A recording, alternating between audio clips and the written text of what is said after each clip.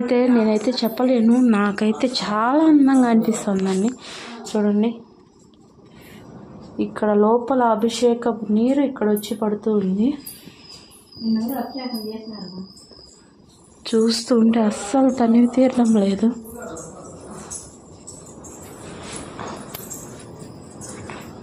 ప్రస్తుతానికి గబ్బిలాలు అయితే బీభత్సంగా ఉన్నాయి, కానీ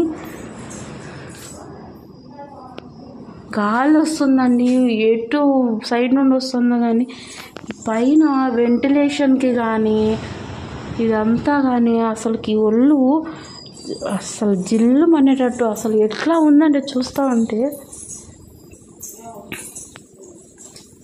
ప్రస్తుతానికి గబ్బిలాలతో నాకైతే భయం వేస్తుంది చూస్తూ ఉంటేనేది.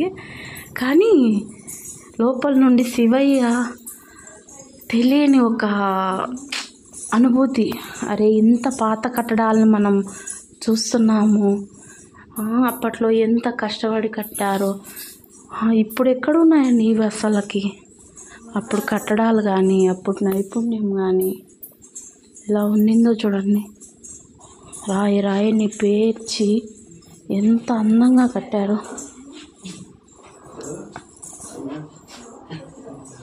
చూడండి నందీశ్వర వచ్చారు.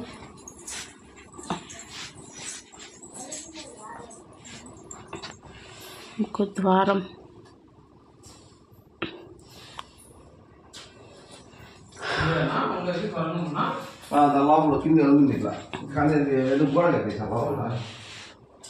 మొత్తం ఇది చూస్తూ ఉంటే తనివి తీరడం లేదండి.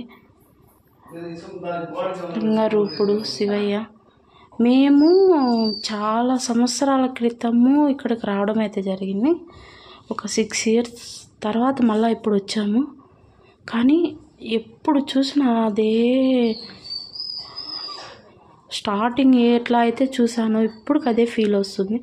మీరైతే నమ్మరేమో, నాకు మనసుకి చూస్తూ ఉంటే మనసు తనివి తీరకుండా అయిపోతుందండి. అంత అందంగా కనపడుతున్నాడు శివయ్య. మీకైతే కనపడుతున్నాడో లేదో నాకైతే తెలియదు, కానీ నా 2 కళ్ళు అయితే చూస్తూ ఉంటే సరిపోవడం లేదు.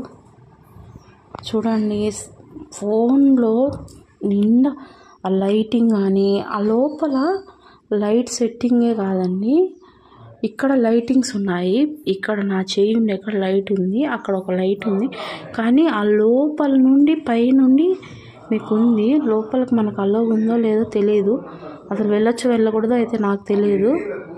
మేము గుళ్ళు చూసుకుంటూ వస్తున్నాము.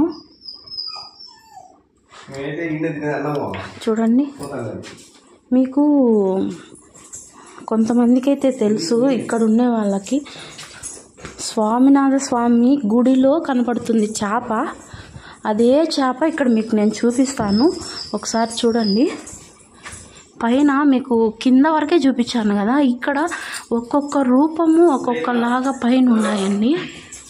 ఇదిగోండి, స్వామినాథ స్వామి గుడిలో కనపడే చేప ఇక్కడ కూడా ఉంది. అది ఇక్కడ వేశారు అంటే సమ్ ఉందని కాదు, అదే చేప అని నేనైతే చెప్పను, కానీ అలాగే ఇక్కడ ఉంది. అక్కడ చేప రూపం ఎలా అయితే కనపడుతుందో అదే చేప రూపం ఇక్కడైతే కనపడుతుంది. మీకు అయితే కనపడుతుందో లేదైతే నేనైతే నా మొబైల్లో మీకు అంత క్లారిటీ కనపడుతుందో లేదైతే నాకు తెలియదండి. ఇక్కడ ఒక్క చోటే కాదండి, ఇక్కడ పైన మీరు గమనించారంటే కొన్ని డిజైన్లు.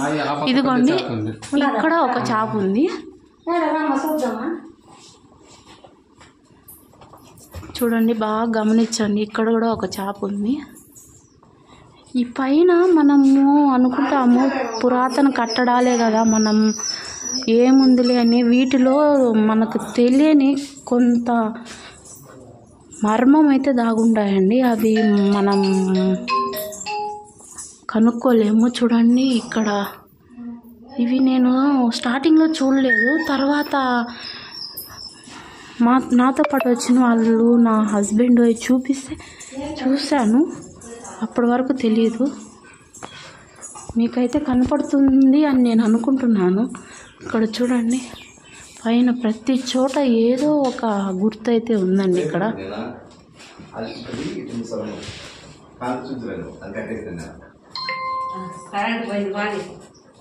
ఇప్పుడు కరెంటు పోయిందండి. కరెంటు పోయిన తర్వాత శివయ్యని ఇలా అయితే చూడండి.